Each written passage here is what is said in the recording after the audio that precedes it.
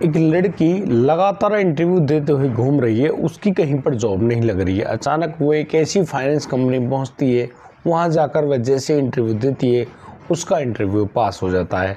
अब तो उस कंपनी में उसकी नौकरी तो लग गई है, लेकिन जिस प्रकार से वह अपना काम करती है, उसके काम करने के तरीके को हर कोई लाइक करता है।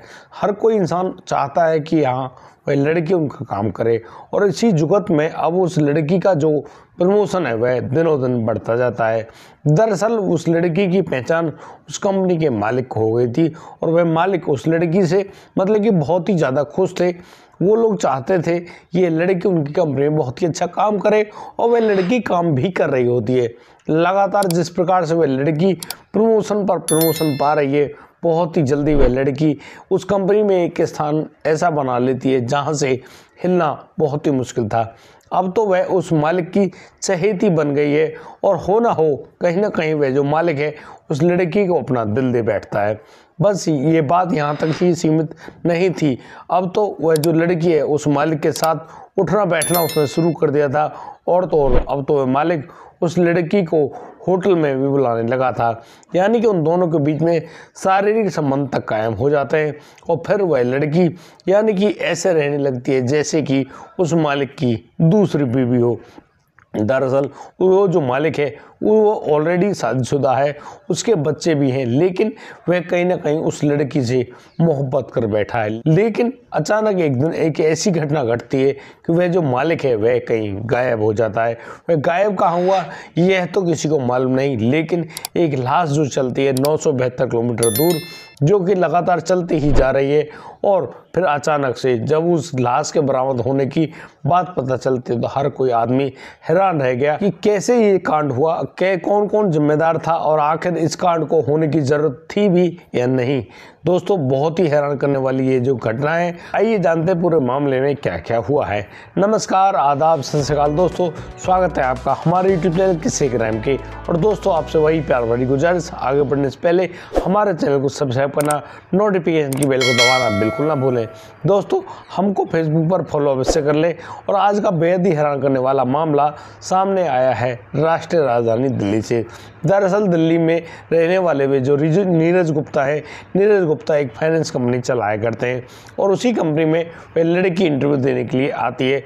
उस लड़की का नाम फैजल खान होता है। असलियत में उसका नाम फैजल पठान होता है, लेकिन फैजल खान के नाम से वह लड़की वहाँ पर बहुत ही ज़्यादा प्रसिद्ध है। दरअसल जब से उसने उस कंपनी में इंटरव्यू दिया है, तब से वह वहाँ पर सभी की चहेती बन गई है, और तो और वह मालिक की भी चहेती बन गई है। यहाँ पर उनके मालिक यानी कि नीरज गुप्ता उस लड़की से बहुत सारी बातें करते हैं, बहुत सारे निर्णय जो कि बिना फैजल के पूछे वो नहीं ले सकते। यानी कि वह जो फैजल है नीरज गुप्ता के यानी ज़िंदगी में एक उसकी दूसरी पत्नी के रूप में पूरी भूमिका निभाती है।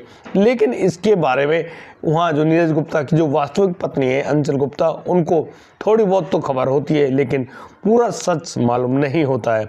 लेकिन अचानक 13 नवंबर 2020 को वो जो नीरज गुप्ता हैं वो अचानक गायब हो जाते हैं। वो कहाँ पर गए, यानी कि 14 नवंबर को दिवाली थी, और 13 नवंबर को अपनी कंपनी के सभी सहयोगियों को गिफ्ट वगैरह बांटने के बाद वो अचानक गायब तो हो गए, लेकिन वो कहाँ गए इनको कोई मालूम नहीं है। वह अंचल गुप्ता अपने सभी जो पति के यार दोस्त हैं उनके पास फ़ोन करती है, उनसे जानकारी लेती है, लेकिन उनको कोई भी जानकारी नहीं मिलती है। वह जो मित्तल है, जो उनके दोस्त हैं, उनके पास फ़ोन करती है और उनसे कहती है कि मित्तल साहब, जो आपके जो परम मित्र हैं नीरज गुप्ता, वो मिल नहीं रहे, वो घर भी नहीं लौटे कल से, वो कहाँ गए हैं उनको कोई जानकारी नहीं है। आपसे विनती है आप भी उनके बारे में कोई जानकारी ढूंढ निकालो। अब जो मित्तल साहब हैं वो भी अपने दोस्त के बड़े अच्छे दोस्त हैं, वो कहते हैं कि भाभी जी आप परेशान ना हो, मैं पूरा प्रयास करूंगा और आपके पति को ढूंढ निकालूंगा। लेकिन दोस्तों, यहाँ पर 14, 15, 16, 17 4 दिन बीत जाने के बाद कोई भी खबर नहीं मिलती है नीरज गुप्ता की। अब तो नीरज गुप्ता के बारे में वो दोनों यानी कि मित्तल साहब और अंचल गुप्ता दोनों अब पुलिस स्टेशन पहुंचते हैं, और पुलिस स्टेशन में जाके वो एक अपने पति की गुमशुदगी की रिपोर्ट लिखवाते हैं, और कहते हैं कि नीरज गुप्ता नाम का जो व्यक्ति, जो कि एक बड़ा व्यवसायी है, वो अपने जो ऑफिस है वहाँ से गायब हुए। लास्ट टाइम तक उन्हें उनके ऑफिस से देखा गया, ऑफिस से गाड़ी में बैठकर जाते हुए भी देखा गया, लेकिन वह गाड़ी कहाँ पर गई है इसके बारे में कोई जानकारी नहीं है। पुलिस जब और ज़्यादा पूछताछ करती है तो जो अंचल गुप्ता है वो बताती हैं कि उनको शक है एक लड़की पर। दरअसल ये जो लड़की है इसका नाम फैजल पठान है, यह उनकी कंपनी में ही काम किया करते, लेकिन उसको शक है कि शायद इस लड़की को भी उन नीरज गुप्ता के बारे में ज़्यादा जानकारी होगी। दरअसल ये जो फैजल है ये उनके कुछ ज़्यादा क्लोज थी और जब से वो गायब हुए हैं तब से उन्होंने एक बार भी फ़ोन नहीं किया है, पूछा नहीं है कि आखिर नीरज गुप्ता कहाँ पर गए हैं। जबकि ऐसा यदि वो ऑफिस जाने में लेट भी होते थे तो उस फैजल खान का फ़ोन आ जाता था, पूछ लेती थी कि सर अभी ऑफिस आ रहे हैं या नहीं आ रहे हैं। इस प्रकार से जब वह अंचल गुप्ता पूरी जानकारी पुलिस को दे देती है, अब पुलिस उस फैजल खान को ढूंढने के लिए आगे बढ़ती है। दोस्तों, फैजल खान जो कि वहीं पर दिल्ली में रहने वाली एक लड़की है, जब फैजल खान के पास फ़ोन जाता है, जब उससे पूछा जाता है तो फैजल खान कहती है कि उनको गिफ्ट मिल गई, अब उनको 3 दिन की छुट्टी थी, वो तो बस छुट्टियों में अपनी माँ के पास आई है। लेकिन यहाँ जब पुलिस उस लड़की को अपने पास थाने में लाती है, जब उससे ढंग से पूछताछ की जाती है, तब यहाँ पर वह लड़की ज़्यादा देर तक नहीं टिक सकी और फिर तो वह एक ऐसा राज खोलती है जिस राज को जानकर आप लोग भी दंग रह जाएंगे। दरअसल यहाँ पर फैजल बता रही होती है कि यहाँ पर 3 लोग जो इस पूरे मामले में इंक्लूड है, वो उन लोगों का नाम, पहली तो वो खुद ही फैजल खान है, दूसरी उसकी माँ शाहीन और तीसरा उसका जो होने वाला मंगेतर जिसका नाम उजैर है। पुलिस को अब जैसे इन 3 लोगों के बारे में जानकारी पता चलती है, यानी कि फैजल को तो उन्होंने उठा लिया है, अब उसकी माँ शाहीन और उस उजैर को भी गिरफ्तार किया जाता है और उन लोगों को पूछताछ करने के लिए जैसे ही थाने लाया जाता है, थाने में बैठकर जब उनसे पूछताछ की जाती है तो यहाँ पर एक अजीब ही तरह का खुलासा सामने आता है। दरअसल यहाँ पर जो फैजल है वह भी बता रही होती है, शाहीन भी अपने बयान देती है, वह उजैर भी अपने बयान देता है और जब उनके बीच में एक पूरी कहानी ऐसी घटित होती है, ऐसी कहानी बनकर आती है जिसको जानकर आप लोग भी दंग रह जाएंगे। दरअसल जो शाहीन है, शाहीन अपनी बेटी फैजल की शादी को लेकर ज़्यादा चिंतित होती हैं। वो उस बेटी से कह रही होती है कि बेटी तुम शादी कर लो, लेकिन हर बार वह फैजल मना कर देती है और उस मना करने का कारण एक ही होता है कि वह उस नीरज गुप्ता से बहुत ज़्यादा मोहब्बत कर बैठी थी। नीरज गुप्ता भी उस लड़की फैजल पठान से बहुत ज़्यादा मोहब्बत करते हैं और इसी मोहब्बत के चलते वह लड़की अपनी माँ से कहीं और जगह शादी करने के लिए साफ साफ शब्दों में मना कर देती है। इस बात से वह शाहीन काफ़ी ज़्यादा परेशान होती है, दुखी होती है और एक दिन के बाद वो 13 नवंबर को उस नीरज गुप्ता को अपने पास बुलाने के लिए भेजती हैं। फैजल खान जब नीरज गुप्ता को बताती कि उनकी माँ उनको याद कर रही है, उनके पास तुम्हें चलना होगा। अब तो ये नीरज गुप्ता है फैजल खान के साथ बैठकर गाड़ी से सीधे पहुंच जाते हैं उस जगह पर जहां पर वह जो फैजल खान की जो मार रहा करती हैं। जैसे वहाँ पर वह नीरज गुप्ता बैठे हैं, उनकी बातचीत शुरू हुई है। यहाँ पर जो बातें आगे बढ़ रही हैं उन बातों को सुनकर उस शाहीन के दिमाग में बहुत ज़्यादा गुस्सा बन जाता है और अब तो वहीं पर पड़ी हुई एक ईंट को उठाकर वो उस लड़के या उस आदमी यानी नीरज गुप्ता के सर में दे मारती हैं। जैसे वे ईंट नीरज गुप्ता के सर में टकराई, नीरज गुप्ता वहीं घस खाकर नीचे गिर जाते हैं। अब तो वो जो वहाँ पर पड़ी हुई रॉड और डंडे वगैरह जो कुछ भी होता है वह शाहीन उसी गुस्से में आग बबूला होते हुए उस नीरज गुप्ता के ऊपर इस प्रकार से बरस पड़ती है कि उसकी जान ले लेती है। नीरज गुप्ता की सांसें चलना बंद हो गई है और यहाँ पर जब उस नीरज गुप्ता की मौत हो जाती है, अब उजैर का सीन सामने आता है। दरअसल वह जो उजैर जिससे उस फैजल पठान की शादी होने वाली थी, यानी कि उसका होने वाला मंगेतर था, शाहीन ने उस लड़के को अपनी बेटी के लिए पसंद किया था।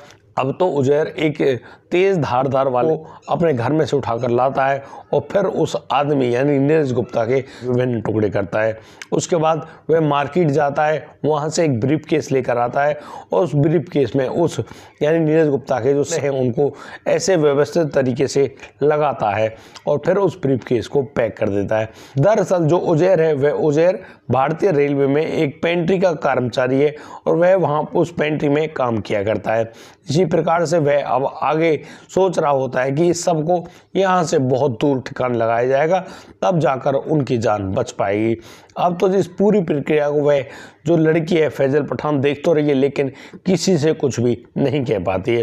वह जो लड़का उजैर है एक गाड़ी को बुलाता अपने पास, उस गाड़ी में उस ब्रीफकेस को रखकर सीधा पहुंचता है हज़रत निज़ामुद्दीन रेलवे स्टेशन।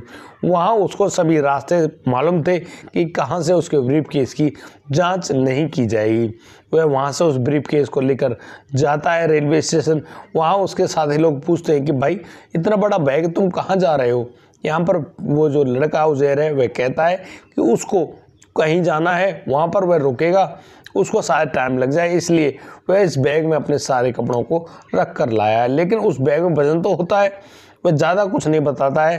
तभी वह ट्रेन आ जाती है जिसको राजधानी एक्सप्रेस कहते हैं। लड़का उजैर अब उस बैग को लेकर उस राजधानी एक्सप्रेस में सवार हो जाता है।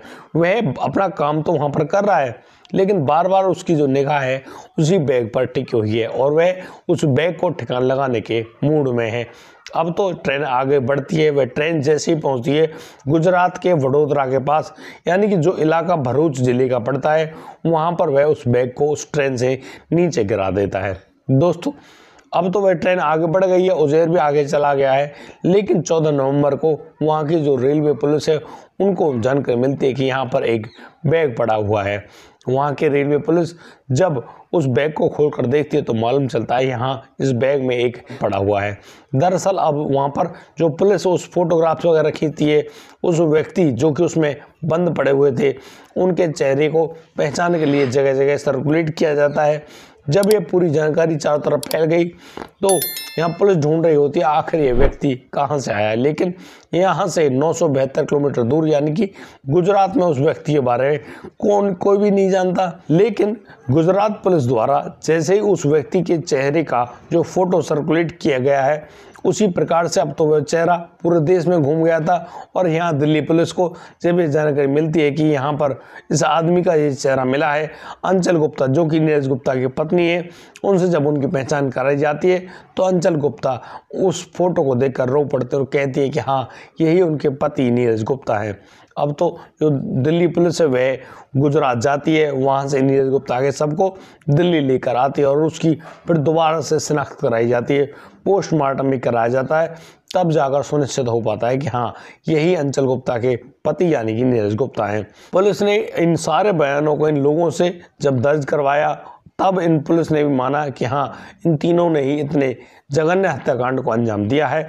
दोस्तों ये जो नीरज गुप्ता के हत्याकांड का जो मामला है यह कोर्ट में अभी थोड़ा लंबित पड़ा है, लेकिन वो तीनों लोग सजाएं काट रहे हैं। दोस्तों नीरज गुप्ता हत्याकांड मामले में ज़्यादा कार्रवाई के बारे में तो कोई ज़्यादा खास जानकारी नहीं मिलती है, लेकिन ये तीनों यानी कि माँ जो अपनी बेटी की शादी होने के सपने देख रही होती है वह अपनी बेटी की शादी नहीं कर पाती और वह अपने होने वाले दामाद यानी कि अपनी बेटी के मंगेतर के साथ यानी कि जेल की अलग अलग कोठरियों में बंद हैं और अपनी सज़ा भुगत रहे होते हैं। दोस्तों इस पूरे घटनाक्रम को सुनाने का उद्देश्य किसी को परेशान करना नहीं है, किसी का दिल दुखाना नहीं है, लेकिन जिस प्रकार से ये घटनाक्रम हम लोगों के सामने आप लोगों के सामने आते हैं उनसे कहीं ना कहीं ऐसा डर लगने लगता है या नौकरी करें या ना करें, क्योंकि जहाँ देखो वहाँ पर वही अवैध संबंध बनकर आते हैं।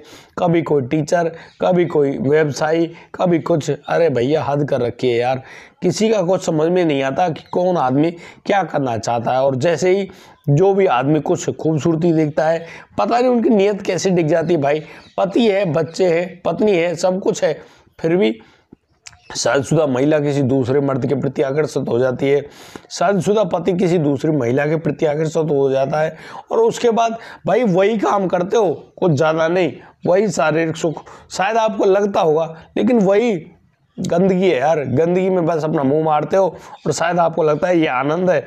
नहीं, यह असली आनंद नहीं है। असली आनंद तो कहीं और जगह छिपा हुआ है और आप लोग, हम लोग पता नहीं उस आनंद को इस सांसारिक भोगों में ही ढूंढ रहे होते हैं। जबकि मैं आपको बता दूं कि यदि आपको वास्तविक जो आनंद का अनुभव करना है तो वास्तविक आनंद सिर्फ भगवान के नाम के भजन करने में है। भगवान को जितना भजन करोगे, भगवान के नाम का जितना भजन करोगे, आपके लिए हर चीज़ आनंददायक अपने आप होने लगेंगी। आप हजारों कष्ट में भी होंगे तब भी आपको उस कष्ट में आनंद आने लगेगा, आपका विवेक जागृत हो जाएगा और आपको पता चल जाएगा कि सच्चाई क्या है और कहाँ हम आनंद ढूंढ रहे थे अभी तक और कहाँ पर हमको वास्तविक आनंद मिला है। दोस्तों, अगर आपको वाकई में मज़ा लेना है, वास्तविक आनंद लेना है, तो भगवान के रास्ते में आगे बढ़े और अपने परिवार के जीवन को सुखमय बनाएं। दोस्तों, आज के लिए सिर्फ इतना ही। अब दीजिए मुझे इजाज़त, मिलता हूँ कल, लाता हूँ एक और अनोखा मामला। तब तक के लिए आप बढ़िया रहें, बेहतरीन रहें, अपना और अपने परिवार का बखूबी ख्याल रखते रहें। जय हिंद, जय भारत। राधा।